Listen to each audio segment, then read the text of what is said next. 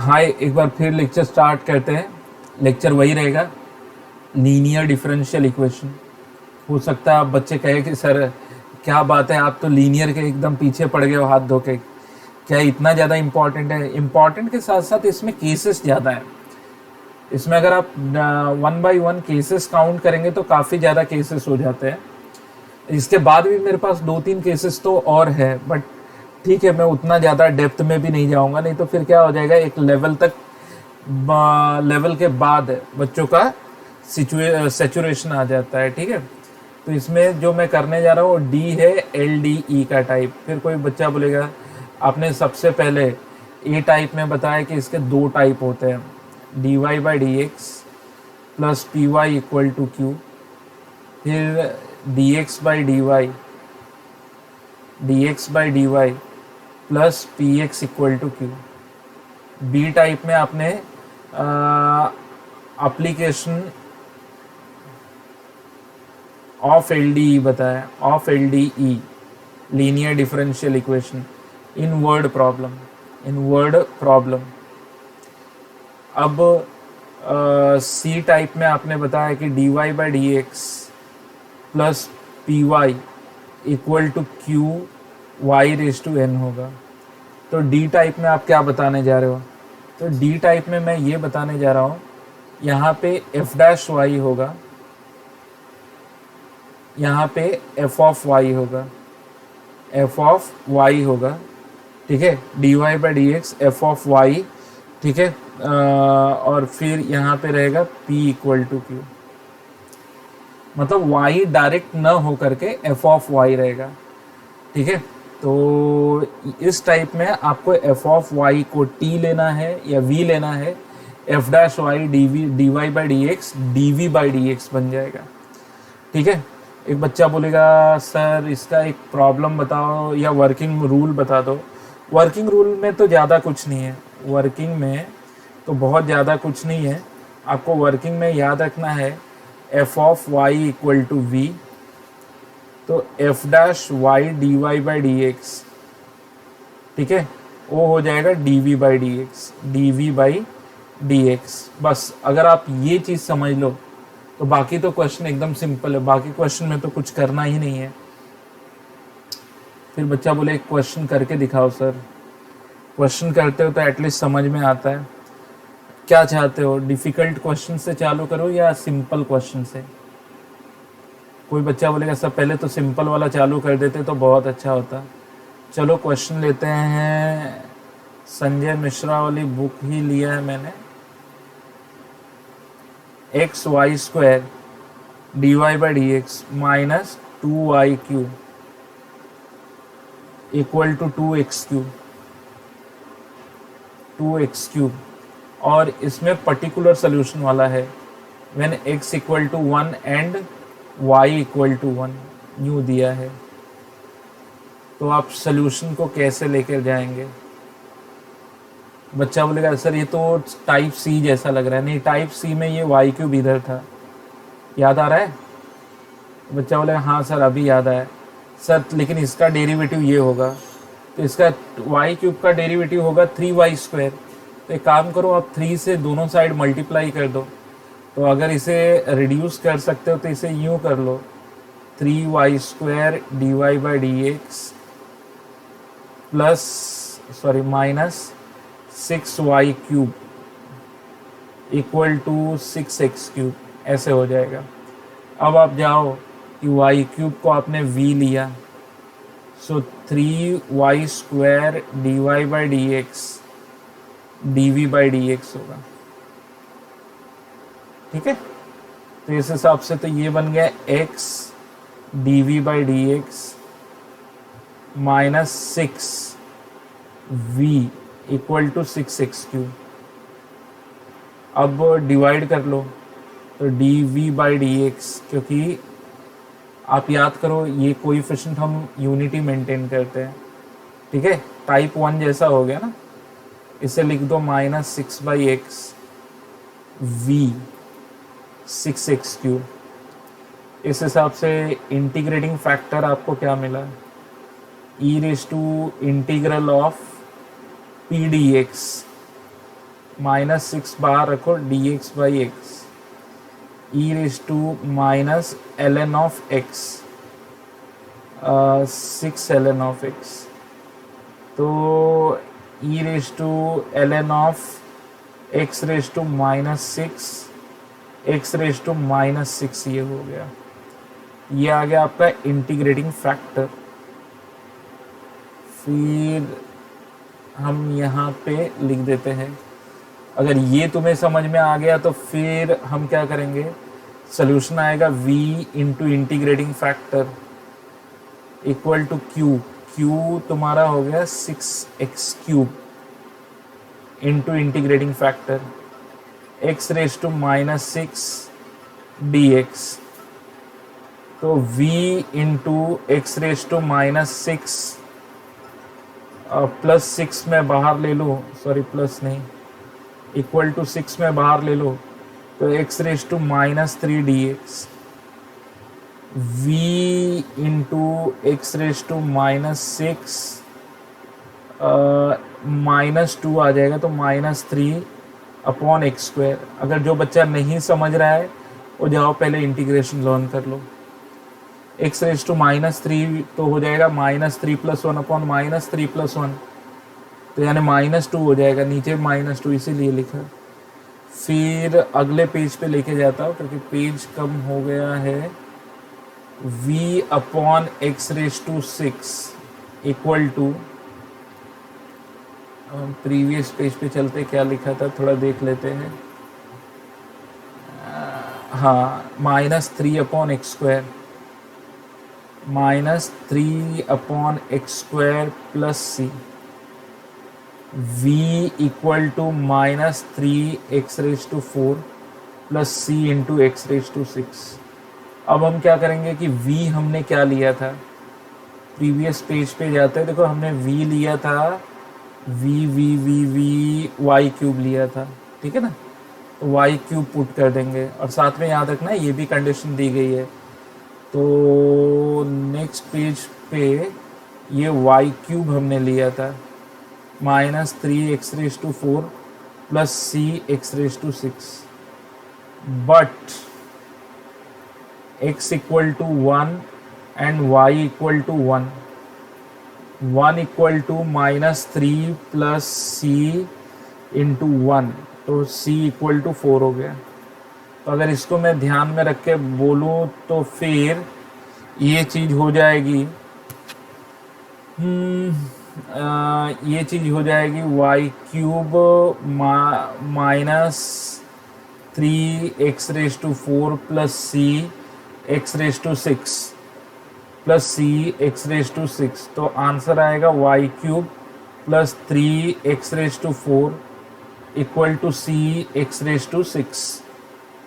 Okay, तो ये answer है, ये आंसर है। देखो कितने लोगों को डाउट है, पहले मैं भी आंसर चेक कर लूँ क्या लिटरली यही आंसर दिया है। यस, ये दिया है y³ plus 2y³ plus 2x³। अच्छा, c तो मैंने डाला ही नहीं, क्या हो रहा है आज, कहाँ गलत आया, -6। ओके, कहीं तो गलत कर दिया है, आज कुछ अजीब सा हो रहा है, या यूं कहो कि बेमन के लेक्चर में बना रहा हूँ, बेमन के लेक्चर। थोड़ा सा मैं रुको, फैन स्लो कर दूँ। ओके, कहाँ कहाँ गलत हो गया, 6। ओ देखो, कभी कभार छोटी सी गलती ऐसी होती है, जैसे मैंने यहाँ से डिवाइडेड बाई x किया, देखो यहाँ भूल गया, यहाँ मैं भूल गया, तो मैं वही बोल रहा हूँ क्या गलती हो गई। अच्छा ठीक है, अब मैंने गलती को थोड़ा सुधार लेना है, ये x² हो जाएगा, ये तो ठीक है, यहाँ पर स्क्वायर आएगा। आज कुछ छोटी छोटी गलतियाँ हो रही हैं, ठीक है।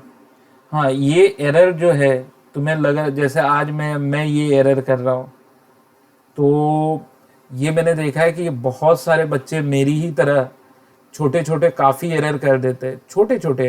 अब देखो प्रोसीजर वाइज तो ये सब में क्लियर ही था, प्रोसीजर आपको एकदम सही ले गया मैं, ठीक है। अब प्रोसीजर थोड़ी सी देखो यहीं पे दिक्कत आई, -3, अच्छा तो ये -2 हो जाएगा क्योंकि डिवाइडेड बाई 3 हो जाएगा ना, -2 हो जाएगा और नीचे क्यूब आएगा। चलो इसे पूरा ही इरेज कर लेते हैं, लिख लेते हैं, क्या आएगा, -2/x³।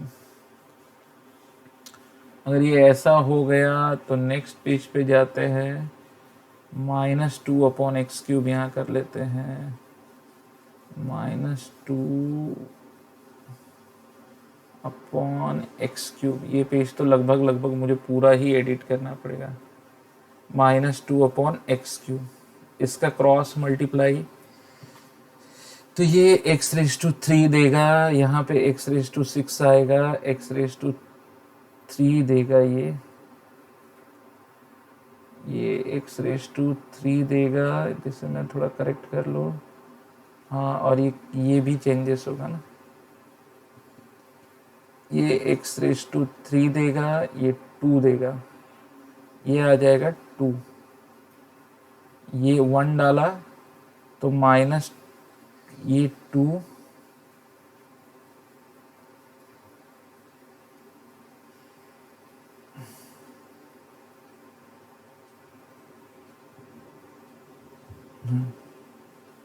चलो ये कितना हो गया, माइनस, अच्छा इधर भी 2y³। अच्छा छोटी सी गलती इतने टाइम ले रही है क्वेश्चन के लिए। ओके ठीक है, अब ये -2 है, उस साइड गया तो c=3 आ गया। थोड़ा सा इसे भी एडिट करना पड़ेगा फिर से, एक तो इसे करना पड़ेगा -2, इसे करना पड़ेगा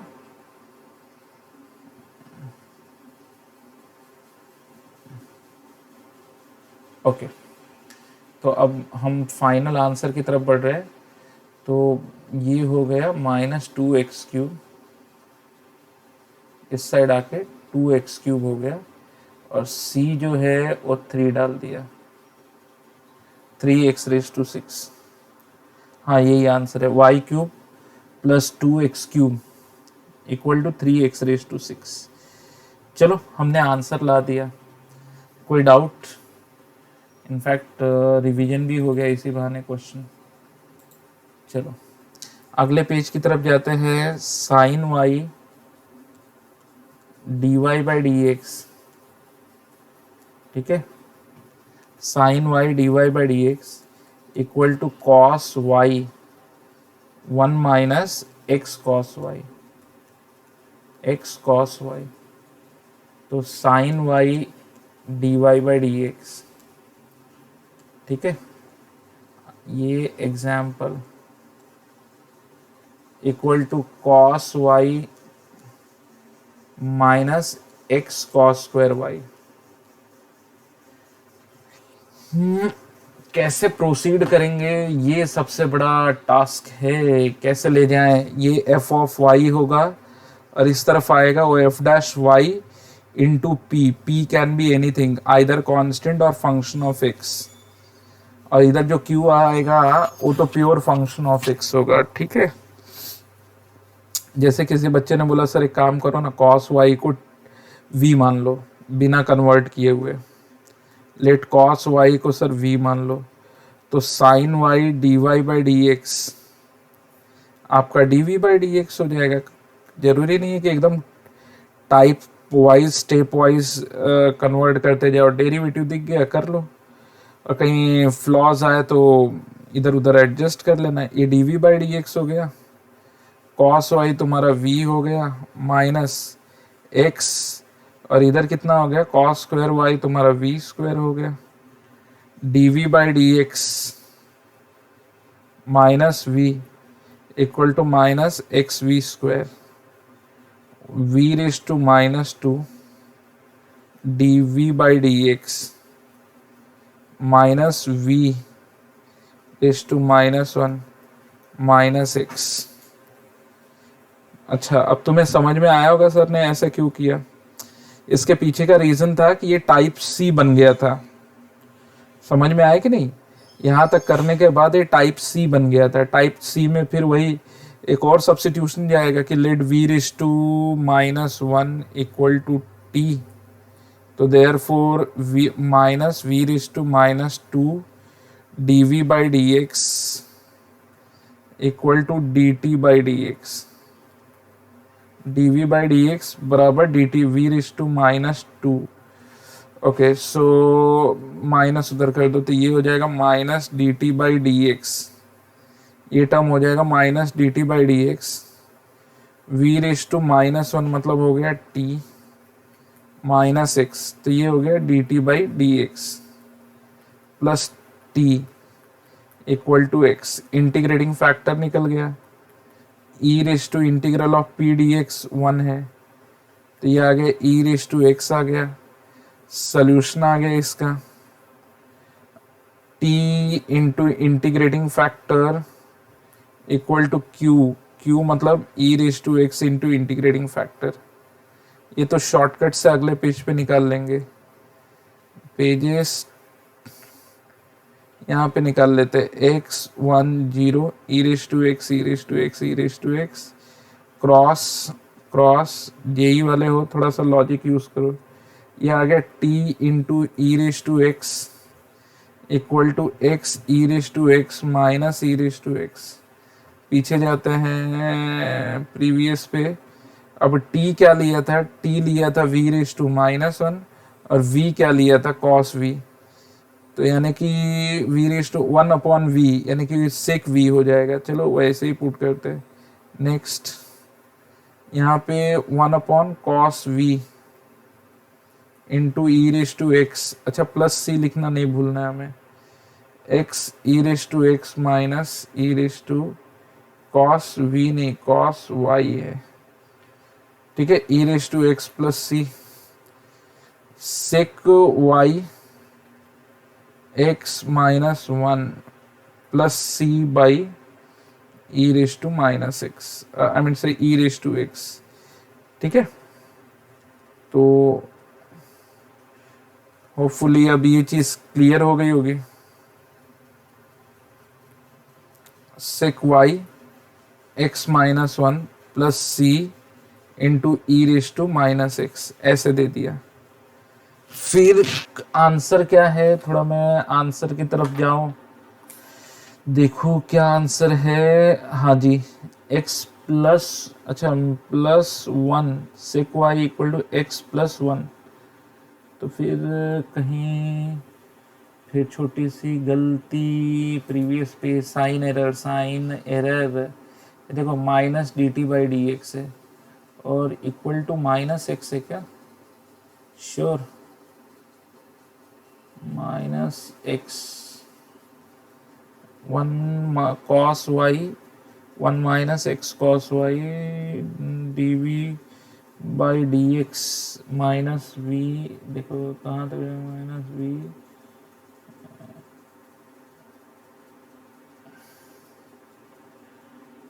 x +1 आ रहा है। +1 क्यों, +1 क्यों, अच्छा ये प्लस है तो फिर कुछ माइनस में भी पुट किया था क्या मैंने। E raise to x plus minus ऐसे तो चलता है, बरोबर तो चला है।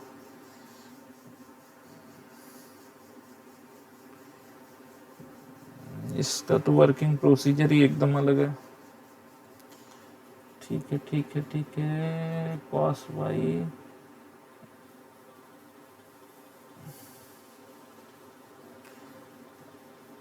ठीक है divided by v square v raise to -1 equal to t -1 v raise to d minus D T by D x. ये d T by D x हो जाएगा माइनस ये माइनस बी ये -x ठीक है, D T by D x plus T equal to X. Okay, आगे चलते हैं अगले पेज पे। Next, X E raise to x minus E raise to X, ये तो करेक्ट है। Integral X into E raise to x,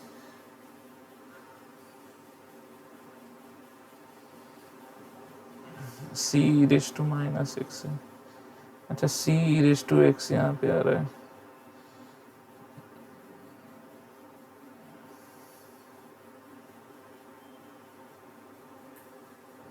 ठीक है, आंसर करेक्ट है। एक्चुअली ये जो टेक्सटुअल आंसर है ना, ये समथिंग ऐसा हो जा रहा है। टेक्सटुअल आंसर जो दिया है टेक्स्ट में, वो दिया है sec Y equal to x plus one plus C into E raise to x.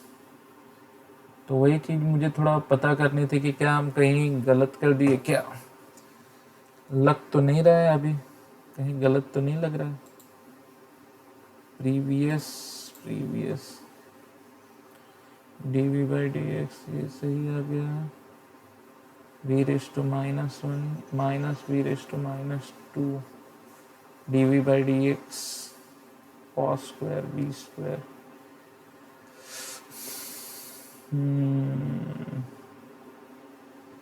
D T by D x. ठीक है, अगले क्वेश्चन की तरफ बढ़ते हैं क्योंकि मुझे लगता है टाइम वेस्ट हो रहा है। नेक्स्ट। ठीक है, एक और क्वेश्चन करते हैं। थोड़ी सी कहीं गलती मुझे लग रही थी उसमें। अगला क्वेश्चन है, हाँ एक ये ट्राई करते हैं, ये भी बड़ा अच्छा क्वेश्चन है। Question d Y by D x equal to e raise to x minus y, e raise to x minus E raise to y. अब कैसे इसे प्रोसीड करें, तो इसे d Y by D x, पहले तो ये लिख लेते e raise to x upon e raise to y. ठीक है, e raise to x minus E raise to y. फिर क्या लिखेंगे, d Y by D x equal to, अच्छा ई रेज टू वाई यहाँ डाल देते हैं, इसे खोलते हैं e raise to x into E raise to x to x minus E raise to x into E raise to y. ये कर लेते हैं, दोनों में से कौन सा टर्म लेके जाएंगे। तो हम इसे जनरली रिकॉल कर लेते हैं कि क्वेश्चन ऐसे होता है, F dash Y D Y by D x, ठीक है, plus p y p f of y equal to q. अगर हम समझे तो f dash Y D Y by D x plus f of g of x into f of y equal to q h of x बोल दो। मतलब ये भी x का फंक्शन होगा, ये भी x का फंक्शन होगा। तो d Y by D x into E raise to y plus e raise to x into E raise to y equal to e raise to two x. ठीक है, फिर अगर मैं ई रेज टू वाई को v मानता हूं तो ये तो D we by D x हो जाएगा, प्लस ये ई रेज टू एक्स हो जाएगा, ये ई रेज टू टू एक्स हो जाएगा।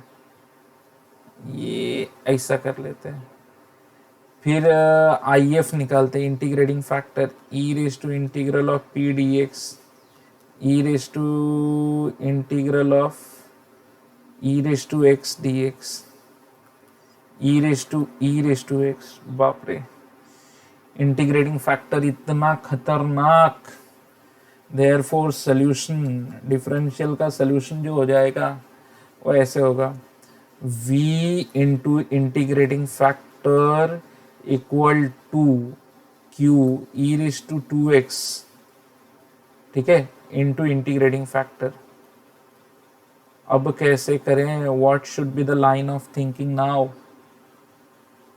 ना एक चीज कर सकते हैं, जो ई रेज टू टू एक्स है, चलो अगले स्टेप में यहाँ बताता हूँ। मैंने सोचा क्यों ना मैं इसे ऐसे लिखूँ, e raise to x into E raise to x into E raise to x. कोई बोले क्यों, क्योंकि अगर मैं ई रेज टू एक्स को टी लेता हूँ तो देखो ये तो इतना तक तो रिड्यूस बहुत इजीली हो जा रहा है। ये टी, ये ई रेज टू टी और ये डी टी, फिर अगले पेज पे जाते हैं, v into e raise to x equal to, अच्छा उसका इंटीग्रल क्या आ जाएगा, t e raise to t minus e raise to t plus c. ये तो हमने बहुत बार कर लिया, और अगर तुम्हें फिर भी डाउट है, t10 e raise to t e raise to t e raise to t, cross में multiply plus sign minus sign ऐसे। फिर v जो हमने लिया था, v क्या था प्रीवियस, v हमने लिया था ई रेस टू, ये देखो यहाँ पे था ना, यहाँ गए थे तो ई रेस टू एक्स को हमने लिया था। तो नेक्स्ट v मतलब e raise to x into e raise to x equal to e raise to x into e raise to x minus e raise to x plus c. अब divide कर लेते हैं। अच्छा y कहाँ गायब हो गया, y तो आया ही नहीं, प्रीवियस जाते, प्रीवियस dy बाय, अच्छा ई रेस टू वाई को हमने t लिया था, सॉरी ये लो बंटा ढार, फिर हो गया ई रेस टू उल्टा कर दिया यार। आज दिन बहुत बुरा है मुझे लगता है, अब इसके बाद मैं थोड़ा सा रिलैक्स करूंगा, आज वीडियो नहीं बनाऊंगा क्योंकि आज दिमाग कहीं लग नहीं रहा है। ई रेस टू वाई कर लेते हैं, माइनर एरर हो रहे हैं बहुत छोटे छोटे, कहीं प्लस माइनस का एरर हो जा रहा है। अच्छा बरोबर लिया था, मार्किंग गलत किया था, किया तो बरोबर ही था, लिखा देखो स्टेप में अगर एक आध चीजें नहीं लिखते तो गलती होती है। E raise to y equal to v ऐसे किया, हाँ बरोबर है। ई रेस टू वाई डाल देते हैं वी की जगह पे, नेक्स्ट में जाते हैं, हाँ वी की जगह पे ई रेस टू वाई डालते हैं, और टी तो जो पीछे किया था ई रेस टू वाई डाल देते। तभी मुझे डाउट हुआ कि यार मैं कुछ मिस कर रहा हूँ, सही था, माइनर मिस्टेक थी, ई रेस टू वाई हो गया। अब क्या करें, अब e raise to y divided by कर लेते हैं e raise to x minus 1, ठीक है, plus c upon e raise to x. Answer क्या दिया है, ओ सही जवाब, इतनी मेहनत के बाद ये जवाब सही आया, छोटा सा गलती हो गया था। यस ये जवाब कुछ ऐसे है, c e raise to minus e raise to x.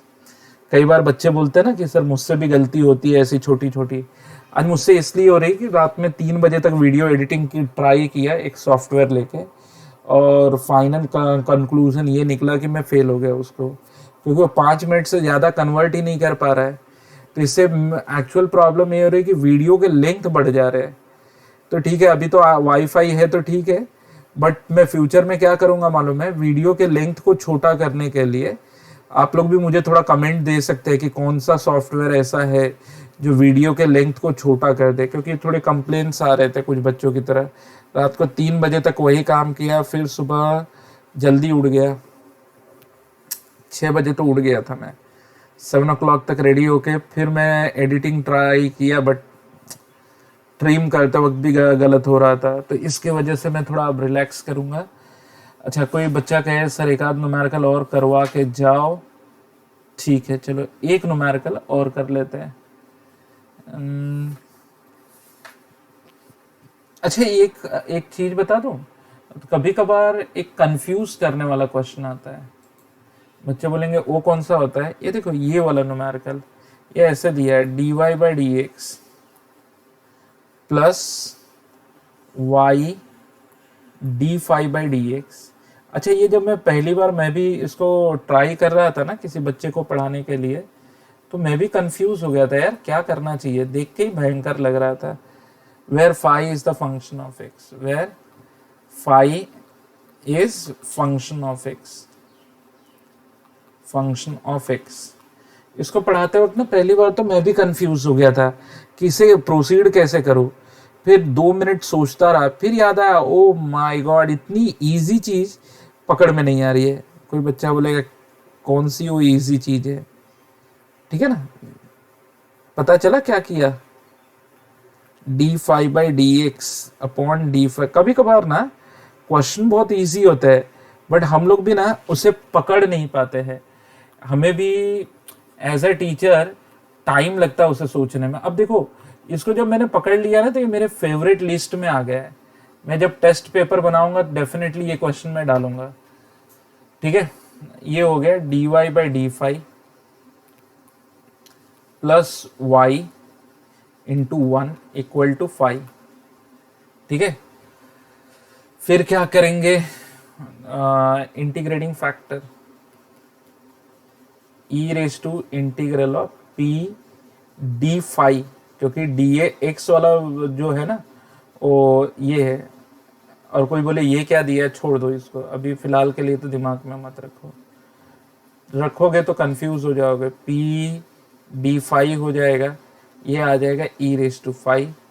अब वो सोल्यूशन की तरफ जाते हैं। सोल्यूशन जो है y into integrating factor equal to Q मतलब है 5 इंटू इंटीग्रेटिंग फैक्टर d5। अरे वही है यार, टी डी टी, रट्टा ही मार लो ना अभी इसका इंटीग्रल।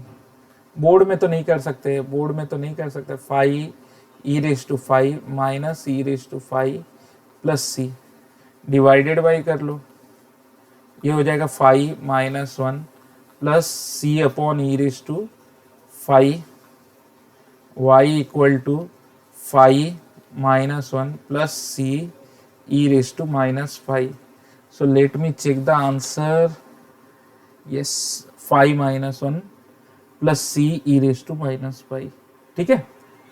और करना चाहोगे तो करवा देता हूँ, बट नहीं, अब थोड़ा सा मैं रिलैक्स करूंगा। कुल मिला के 3 घंटे के बाद फिर अगले लेक्चर के, क्योंकि अभी 3 घंटे में आराम से सोऊंगा, रिलैक्स करूंगा, और जब मैं पूरी तरह सेटल हो जाऊंगा फिर अगले लेक्चर को पोस्ट करूंगा, ठीक है। तब तक के लिए थैंक यू वेरी मच, ठीक है।